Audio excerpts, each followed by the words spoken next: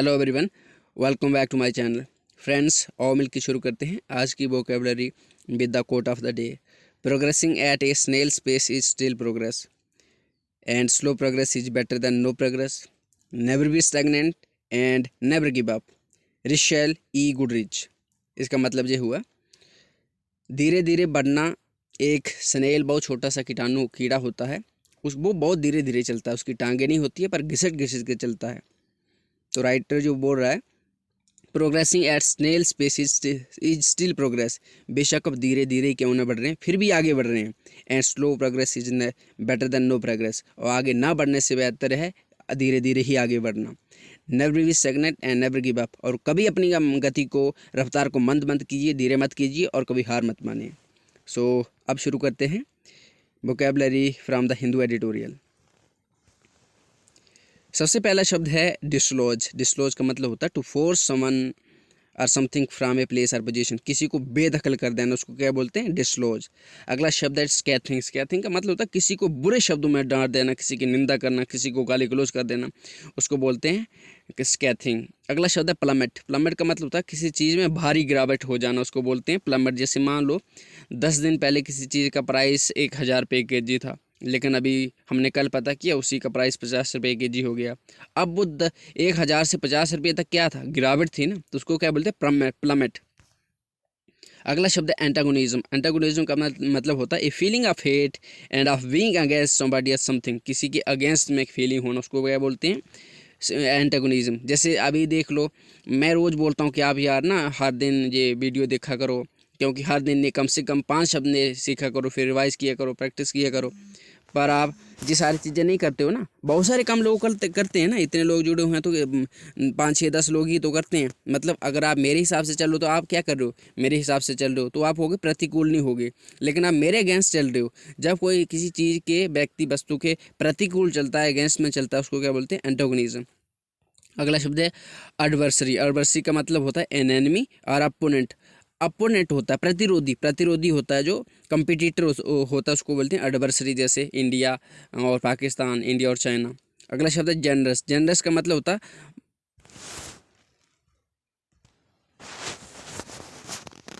अगला शब्द है जेनरस। जेनरस का मतलब होता है मार्क्ड बाई अबंडेंस और एम्पल प्रोपोर्शंस। सामान्य से अधिक मात्रा में, उसको क्या बोलते हैं? जेनरस। जैसे मान लो किसी व्यक्ति को 10 रुपये चाहिए, लेकिन आपने 1000 रुपये दे दिया, तो उसको क्या बोले? जेनरस। सामान्य से अधिक मात्रा में, सामान्य से अधिक काफ़ी मात्रा में, उसको क्या बोलते हैं? जेनरस। अगला शब्द है बाइंडिंग।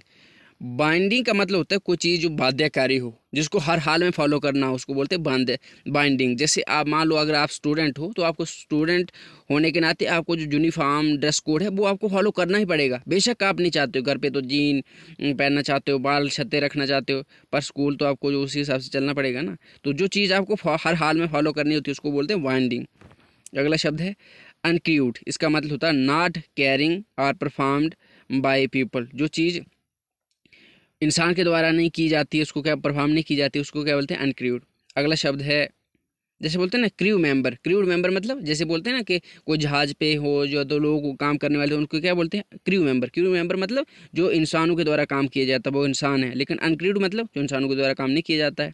अगला शब्द है मॉड्यूल। मॉड्यूल का मतलब होता है किसी चीज़ का खाका, किसी चीज़ का नक्शा, उसको बोलते हैं मॉड्यूल। जैसे मान लो आपने बड़ा घर बनाना है, तो उसको फिजिकल फॉर्म बनाने से पहले आप क्या करोगे? छोटे से फॉर्म में, मैप के फॉर्म में बनाओगे, कागज़ पे बनाओगे। वो वहाँ के लॉन कैसी होगी, पार्क कैसे होगा, वो बालकनी होगी वो कैसे होगी, रूम का डिज़ाइन कैसे होगा, सारी चीज़ों तो क्या करोगे? तो उसको बोलते हैं मॉड्यूल।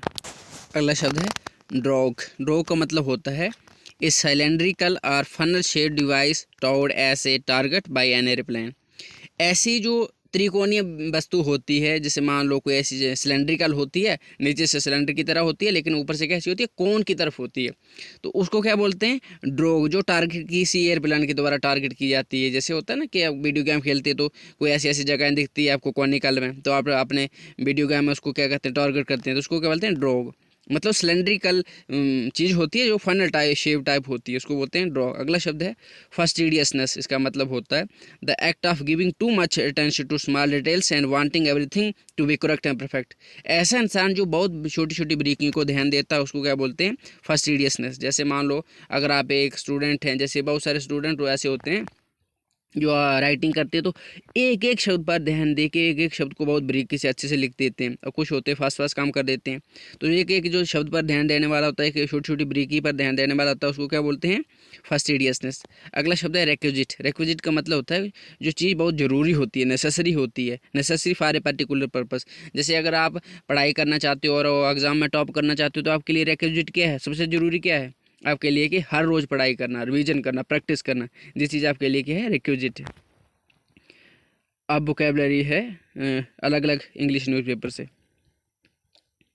सबसे पहला शब्द है म्यूचुअल। म्यूचुअल का मतलब होता है आपसी। जब दो इंसानों के बीच व्यवहार हो, वार्तालाप हो, उसको क्या बोलेंगे, म्यूचुअल बिहेवियर। अगला शब्द है म्यूचुअल यानी आपसी, दो इंसानों के बीच। अगला शब्द है स्टैंड टू गेन। इसका जो फ्रेज है इसका मतलब होता है वी लाइकली और पॉसिबल टू गेन। इसका मतलब होता है किसी चीज़ को पाना, संभव होना, कि पॉसिबल टू गेन, किसी चीज़ को हासिल करना। अगला शब्द है एनहेंस। एनहेंस का मतलब होता है बढ़ाना, इम्प्रूव, स्ट्रेंथन, रेस, बूस्ट। अगला शब्द है हाईलाइट। हाईलाइट का मतलब होता है किसी चीज़ को प्रमुखता से दिखाना। जैसे मान लो पढ़ाई करते करते आप क्या करते हैं, चीज़ों को हाईलाइट करते हैं, क्यों, ताकि आप रिवीजन करते हुए आसानी से उन पर नज़र पड़ जाए, वो सी चीज़ें सामने आ जाएँ, तो उसको क्या बोलते हैं, हाईलाइट करना। अगला शब्द है रीन्यूड। रीन्यूड का मतलब होता है नवीकृत। नवीकृत यानी रीजनरेशन किसी चीज़ का। जैसे मान लो अगर आप गाँव में रहते हो तो वहाँ पर आपके जो पेड़ होते हैं तो पेड़ों के पत्ते काट काट आप जानवरों को खिलाते हो, और फिर क्या कर देते हो, काटने के बाद 2-4 महीने के लिए उन पेड़ों को फिर से जो रीजनरेट होने के लिए छोड़ देते हैं, रीन्यू होने के लिए छोड़ देते हैं, ताकि उन पे फिर से पत्ते आ जाएं, तो उसको बोलते हैं रीन्यूड। अगला शब्द है स्ट्रेंथन। स्ट्रेंथन का मतलब होता है किसी चीज़ को मजबूत बनाना, ताकतवर बनाना, स्ट्रांग बनाना। अगला शब्द है टाइज। टाइज का मतलब होता है संबंध, कनेक्शन, लिंक, लिएजन। अगला शब्द है इंडिस्पेंसेबल। इंडिस्पेंसेबल का मतलब होता है बहुत ही अनिवार्य चीज़, जिसको क्रूशियल बोलते हैं, एसेंशियल बोलते हैं, उसको क्या बोलते हैं, इंडिस्पेंसेबल। अगला शब्द है मैक्रो इकोनॉमिक। मैक्रो इकोनॉमिक का मतलब होता है माइक्रो इकोनॉमिक और मैक्रो इकोनॉमिक, दो तरह के शब्द होते हैं।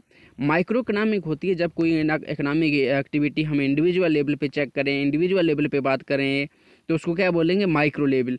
लेकिन अगर हम किसी इकोनॉमिक एक्टिविटी की देश के लेवल पे बात करें, स्टेट के लेवल पे बात करें, तो उसको क्या बोलेंगे हम, मैक्रो इकोनॉमिक। जैसे relating to the branch of economics concerned with large scale or general economic factors such as interest rate and national productivity।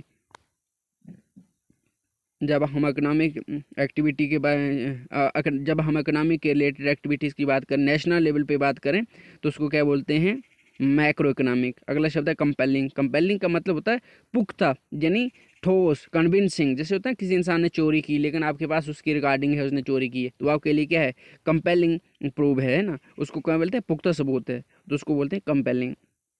अगला शब्द है डीपन। डीपन का मतलब होता है गहरा करना, किसी चीज़ को इंटेंसिफाई करना, हाइडन करना, स्ट्रेंथन करना, एनहेंस करना।